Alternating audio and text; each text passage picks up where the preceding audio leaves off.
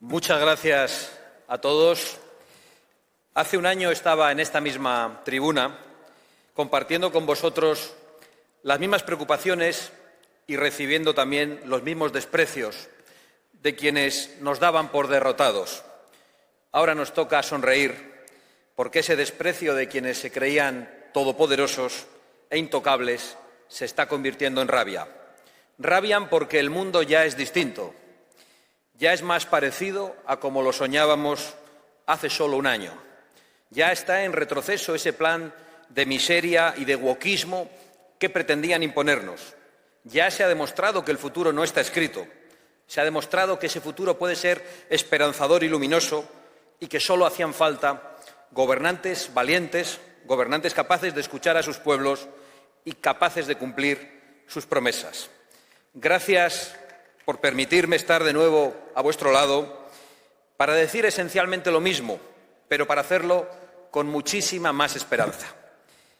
Quisiera utilizar esta intervención para responder como español y como europeo al discurso de la semana pasada del vicepresidente Vance en Múnich.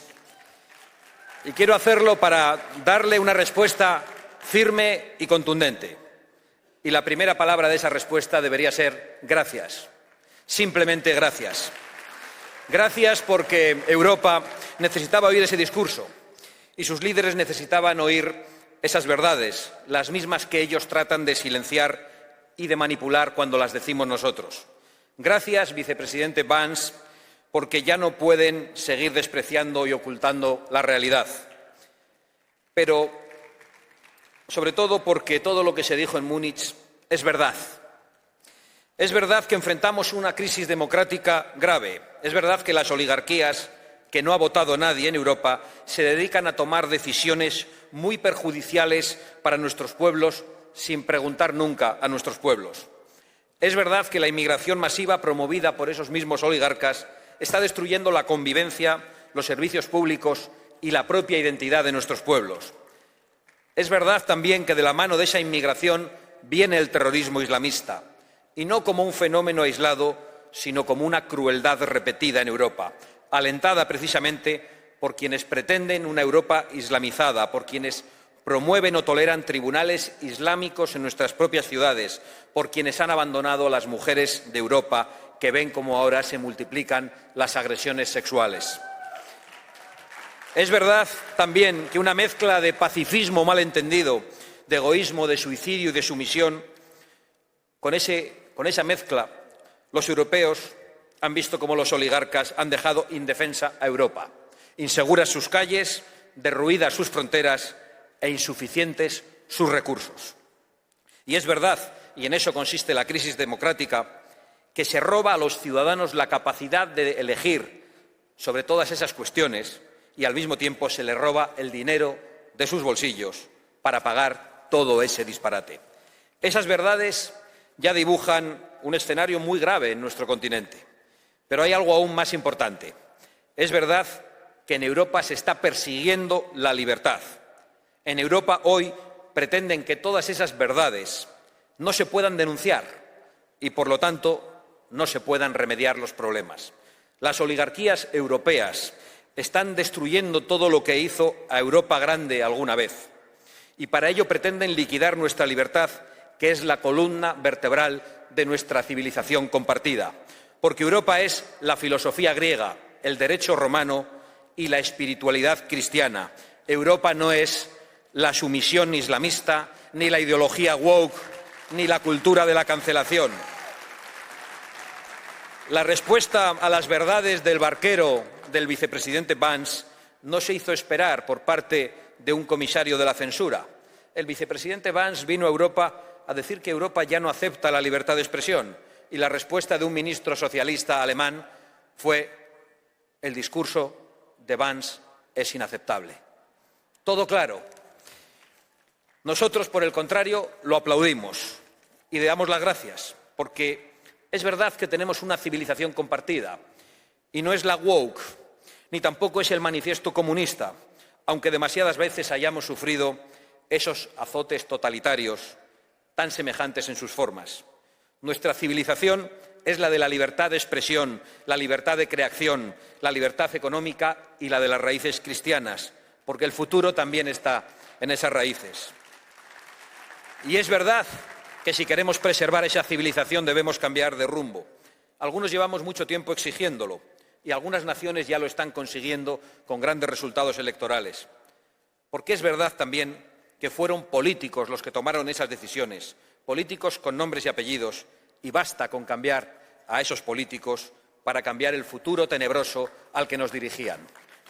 Son esos políticos que ahora están rabiosos los que se empeñan en señalar al presidente Trump como enemigo de Europa porque pone los intereses de los estadounidenses en primer lugar.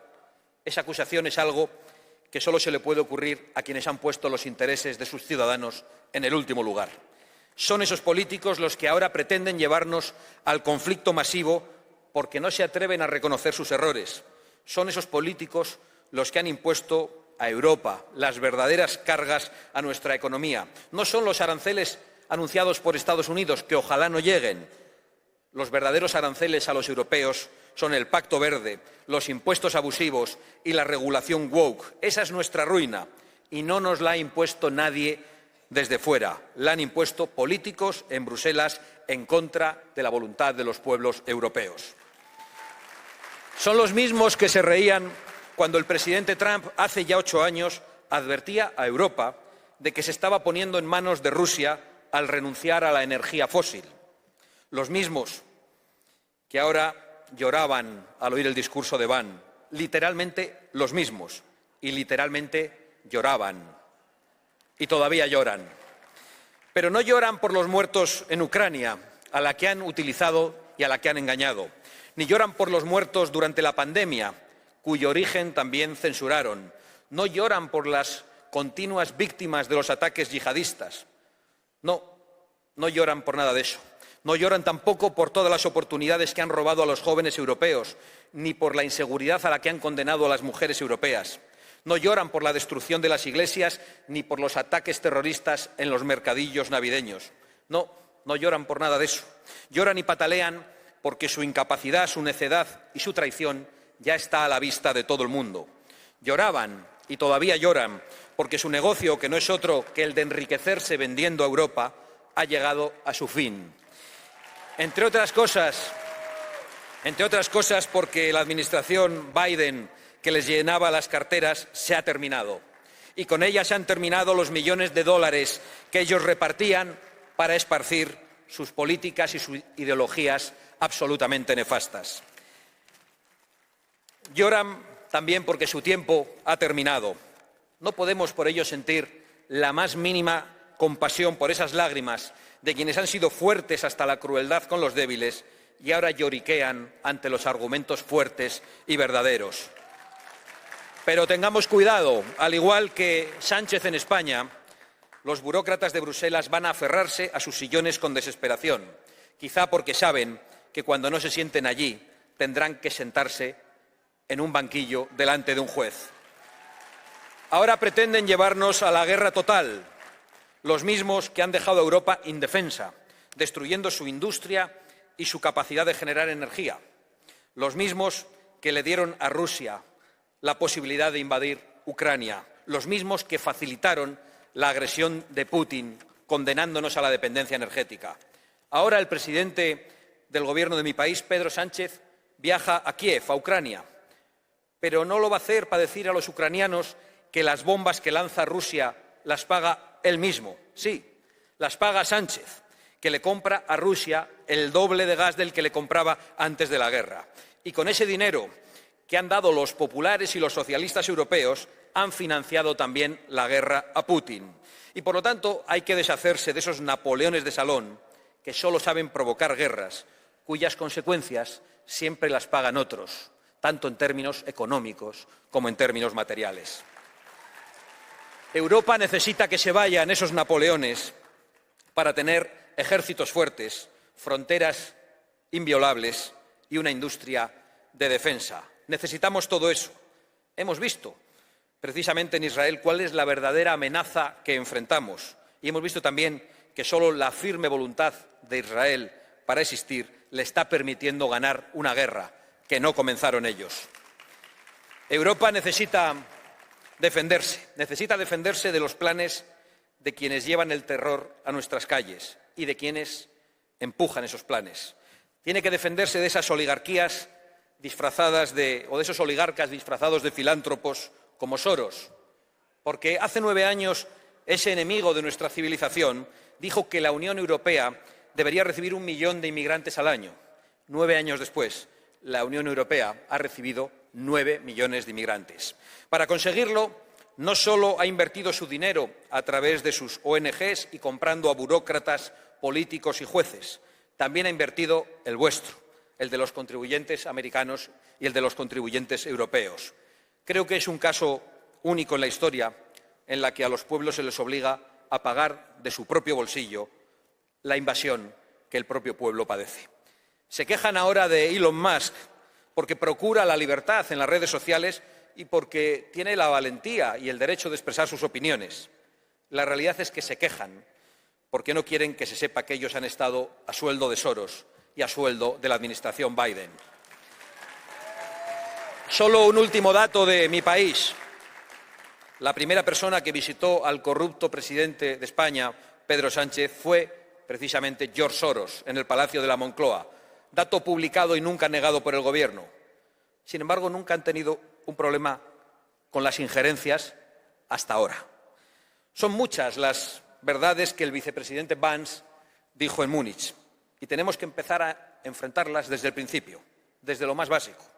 Debemos reconquistar antes que nada las libertades que nos han arrebatado, reconquistar la libertad de expresión, reconquistar la libertad económica, reconquistar la libertad para nuestra industria y para nuestro campo, reconquistar nuestra capacidad para producir energía.